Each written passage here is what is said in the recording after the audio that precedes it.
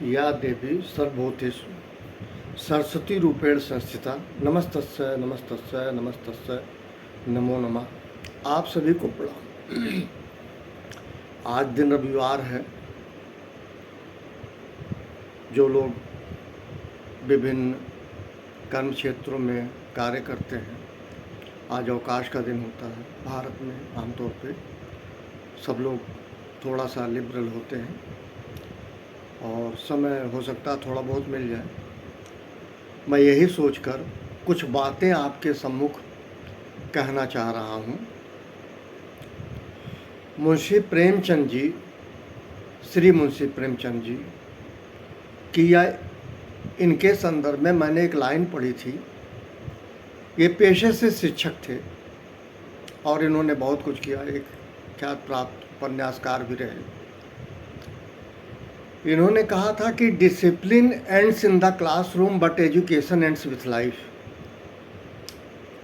जब तक जीवित है तब तक शिक्षा है, जब तक ये जीवन पर्यंत चलता है, जब तक मृत्यु ना हो जाए। मैं कहीं कोई नेगेटिव बात नहीं कह रहा हूँ, मैं आपके सम्मुख कुछ बातें रखना चाह रहा हूँ। मैं जब क्लास 9-10 में था तो आमतौर पे पैदल स्कूल जाता था, गवर्नमेंट कॉलेज में वापस आता जाता था। क्यारी में देखा करता था, पेड़ पौधे वगैरह, पता नहीं क्यों शुरू से। गांव था, गांव में खेती में अपने सगे बड़े भाई के साथ जाता था। तो मेरा एक ही कृत्य था, वो कौन गोड़ते थे, मैं दूब चिखुरता था। मैं आप लोगों को इन्फ्लुएंस करने के लिए नहीं कह रहा हूँ, मैं एजुकेशन पे ही बात कर रहा हूँ। मुझे खेती का कोई ज्ञान नहीं। वो कौन गोड़ते थे और मैं दूब जो है चिखुरता था। वो दूब इकट्ठा करता था, क्योंकि हल चलता था तो हल में क्या होता है, खेत के चारों तरफ एक कोना रह जाता है, एक एक कोना, 4 कोना। उस कोने को कुदाल से गोड़ा जाता है, उससे निकाला जाता है, जैसे जोता जाता है उसी तरह से गोड़ के बराबर किया जाता है। तो वही मैं करता था, इसके अलावा कोई ज्ञान नहीं। पता नहीं कैसे मेरे दिमाग में आया, मैं सोचा करता था कि ये पेड़ पौधे हरे भरे, कहीं गुलाब का फूल, कहीं कुछ फूल। अच्छा, बहुत ज़्यादा पौधों का ज्ञान भी नहीं था, केवल एक हमारे तरफ कैंडुला कह लीजिए और एक जो है गुलाब, रोज, बाकी कुछ मैंने देखा नहीं। और मैंने एक गुलाब का पेड़ जो है ख़रीदा और एक गमले में लगाया, और मुझे इसकी जानकारी नहीं कि गमले में नीचे छेद किया जाता है या पर्याप्त छेद किया जाता है। उसके बाद कंकड़ किनारे किनारे रखे जाते हैं, एक दिया रखा जाता है, कंकड़ रखा जाता है, उसके बाद पेड़ लगाए जाते हैं। क्योंकि जैसे मनुष्य सांस लेता है नाक मुंह से, वैसे जो है गमले का भी ये कैरेक्टर होता है। वो नीचे से एक होल किया जाता है ताकि उसको सांस मिल सके, उस मिट्टी को, जिस मिट्टी में वो पौधा लगाया गया है। नहीं तो ऑक्सीजन ना मिलने से वो पौधा मर जाएगा। मैं उस पौधे को निहारता रहा कई दिनों तक, धीरे धीरे वो पौधा सूख गया।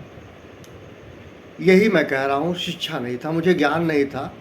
मैंने पेड़ खरीद तो लिए, पेड़ गमले में लगा भी लिया, लेकिन पेड़ खरीदने वाले ने ना मुझे बताया, ना मैंने उससे पूछा कि पेड़ कैसे गमले में लगाए जाते हैं। वहाँ से मुझे चोट लगी, चूँकि मैं बहुत ही निर्धन परिवार का था, बहुत गरीब था। मैंने पैसे खर्च किए थे। उस ज़माने में 2 या 3 रुपए का पेड़ मिला था, माने रखता है। 1 रुपये के अंदर चाय समोसा सब कुछ हो जाता था। मैंने 2 रुपये खर्च किए थे। मुझे वो घटना याद है, उस ज़माने में 2 रुपये का एक लाल लाल नोट होता था, मैंने उसको दिया था। मुझे बहुत ही दुख हुआ, वो पेड़ मर गया। उसके बाद कालांतर में मैं लखनऊ पढ़ने लगा, लखनऊ चला आया। यहाँ मैंने स्पैरो पाला, नखास गया तो वहाँ ढेर सारे मैंने चिड़िया देखा, गौरैया, उनको पाला। उनका एक कैरेक्टर देखा, काकुन खिलाया जाता है। एक पिंजरा मैंने ख़रीदा, उसमें रखा गया, काकुन मैं ख़रीद के लाया, उनको काकुन देता था।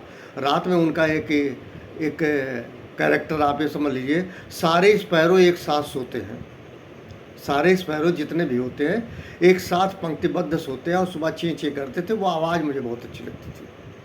मैं अपना एक्सपीरियंस शेयर कर रहा हूँ, किसी पे इन्फ्लुएंस नहीं कर रहा हूँ। तोता भी मैंने देखा, और कई तरह से चलते रहे। मैं बहुत धनी आदमी हूँ, अमीर आदमी हूँ इस मामले में कि मुझे लाइन ऑफ एक्शन मिला पेड़ पौधों के बारे में। मैं एक विश्व के प्रतिष्ठित संस्थान में कार्य कर रहा था। उसी मध्य जो है मुझे एक ऐसा अपॉर्चुनिटी मिला जिसमें पेड़ पौधे के बीच रहने का मौका मिला।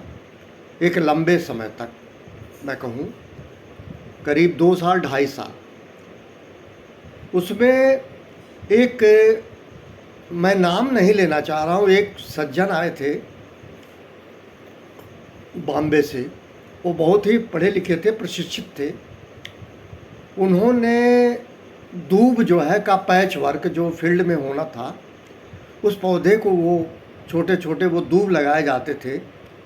उसके बाद उन्होंने क्या किया, रात में एक पन्नी, प्लास्टिक की पन्नी मंगवाए थे, उस पन्नी से उन्होंने ढक दिया। ये पहली बार मैंने अपने जीवन में देखा, ढक दिया। और जब सुबह सूर्य निकलना होता था तो उस पन्नी को हटा दिया जाता था, तो उसका ग्रोथ रेट बढ़ जाता था। मतलब आप समझिए, नॉलेज मुझे कुछ नहीं, मुझे एक बड़ा अच्छा अनुभव हुआ। मैं सुबह 8 बजे जाता था, शाम को 6 बजे आता था। प्रतिष्ठित संस्थान द्वारा एक फिएट कार थी, एक जीप थी, ये सब प्रोवाइड की गई थी हम लोगों को आने जाने के लिए। धन्य हो इस संस्थान का, बहुत सम्मान प्यार मिला है। I can never forget. मुझे बड़े अच्छे अच्छे लोगों से मिलने का मौका मिला। तो वो सज्जन, उन्होंने बताया कि जो आप पैच वर्क करोगे पूरे दिन में, खुरपी से जो भी पैच वर्क करोगे, उसको करने के बाद सूर्य जब डूब जाए, उसके बाद आप जो है एक पन्नी उस पर बिछा दीजिए, जिसको कहते हैं प्लास्टिक कारपेट, ऐसे कह लीजिए। भाषा कुछ समझिएगा, उसका अर्थ निकालिए नहीं, बल्कि मैं कहूँगा उसको समझने की कोशिश कीजिए कि जो पैच वर्क किया गया उसके ऊपर एक पन्नी से ढक दिया गया। पूरी रात वो पन्नी शीत को रोकती रही और नीचे उसको गर्माहट रही, जो उन्होंने बताया सर ने। और वो सुबह जब पन्नी हटा दी गई, वो सारे जो पैच वर्क एक दिन पहले हुए थे, अगले दिन उनमें ग्रोथ आ गया, ग्रोथ रेट बढ़ता गया। ये पहला अनुभव। दूसरा, मुझे एक सज्जन का संगत मिला, वहीं माली थे, NBRI के रिटायर्ड थे, मैं यहाँ भी नाम नहीं लूँगा। उन्होंने हमसे ये कहा, मैंने कहा कि दादा मेरी बड़ी इच्छा है, गुलाब मुझे बड़ा पसंद है। तब उन्होंने गुलाबों के नाम बताए। उन्होंने कहा डिलाइट, डबल डिलाइट, रानी, पता नहीं कौन कौन से गुलाब, मुझे ध्यान नहीं आ रहा है। ये 96 की बात है, 96 की बात है। तो उन पेड़ों को हमने, मैं वन निगम कॉलोनी के आसपास रहता था और उसमें मैं लगाया और बड़ा अच्छा ग्रोथ रहा। लेकिन गमले का नॉलेज मुझे तब भी नहीं था। फिर एक दिन मैंने पूछा कि गमले में कैसे होते हैं, तो उन्होंने ये बताया कि, मैंने बताया ऐसे ऐसे हुआ था और मेरा पेड़ मर गया था। तो उन्होंने कहा कि बाबूजी, जैसे आप नाक मुंह से सांस लेते हैं, वैसे गमला एक मिट्टी का होता है, उसके नीचे एक छेद किया जाता है और छेद करने के बाद कुछ कंकड़ रखे जाते हैं और ये स्रोत बना रहना चाहिए कि उससे ऑक्सीजन मिलता रहे पेड़ों को, तब वो जिंदा रहेंगे। तो मैंने फिर समझा। उसके बाद मैंने क्रोटन का पेड़ खरीदा। क्रोटन जो है कोका कोला कलर का, लगाया। धीरे धीरे समझता रहा, तब भी उतना अनुभव नहीं रहा, पर करता रहा। आज मैं कुछ हद तक सफल हो पाया, लेकिन उसके बावजूद बता दूं, मुझे कोई नॉलेज पेड़ पौधे का नहीं है। मैं कोई इसकी एकेडमिक नॉलेज नहीं लिया हूँ। लेकिन मैं श्री मुंशी प्रेमचंद जी की वो बात कह रहा हूँ कि discipline ends in the classroom but education ends with life. जब तक आपकी मौत नहीं हो जाती तब तक आप सीखेंगे। मैं इसीलिए बात कह रहा हूँ। उसके बाद उसी काम के सिलसिले में मुझे ये पता लगा रोटेक्स पाउडर आता है। वो रोटेक्स पाउडर पानी में डाल के पौधे के नीचे तक 1/2 इंची डाला जाता है तो उसमें ग्रोथ रेट बढ़ता है। Rotex powder, as well as I remember that is the Rotex powder. And again bone meal एक आता था। उसके बाद मैंने देखा कोकोनट का खाद बेंगलोर से या कहीं से और जगह से आता रहा था उस प्रतिष्ठान में, और गजब की लीला है। आपको बता दें, इतना खूबसूरत ग्रीनरी मैंने भारत में कम से कम नहीं देखा है। मैं पूरे भारत में भ्रमण किया हूँ, ऐसी ग्रीनरी, ऐसा हरा भरा जगह मैंने पूरे भारत में नहीं देखा है। मैं विश्व में गया नहीं हूँ कहीं, पर जो प्लांट वे में ग्रीनरी थी उसका एक छोटा सा मैं आपको एग्जाम्पल दे रहा था। कर्नल भीमवाल साहब ने जो बताया था, बॉम्बे से वो आए थे, उन्होंने कहा था पेड़ पौधे कैसे उगाए जाते हैं, कैसे उसका डेवलपमेंट होता है। मुझे वो बात याद आती है। और भी बहुत सारे पेड़ पौधे हैं जिसको मैं नहीं जानता था। मैं नर्सरी में जाके पता करता रहा कि कैसे कैसे पेड़ होते हैं, तो मुझे पता लगा ये इंडोर प्लांट भी होते हैं। इंडोर प्लांट का ये कैरेक्टर है, उसको 25-30 मिनट सनराइज दिखाना पड़ता है, फिर वो कमरे के अंदर होते हैं, नहीं उनकी मृत्यु हो जाती है, वो मर जाते हैं। ये भी मैंने किया। कुछ इंडोर प्लांट का मैं नाम ले लूँ, जे प्लांट, डबल जेड, उसके बाद जो है आपका लकी बम्बू, गुड लक, इसी तरह के बहुत सारे प्लांट हैं जिनका कैरेक्टर ये है कि आप सन में नहीं रख सकते, डे आवर में आउट ऑफ द हाउस नहीं रख सकते, वो सब पेड़ मर जाएंगे।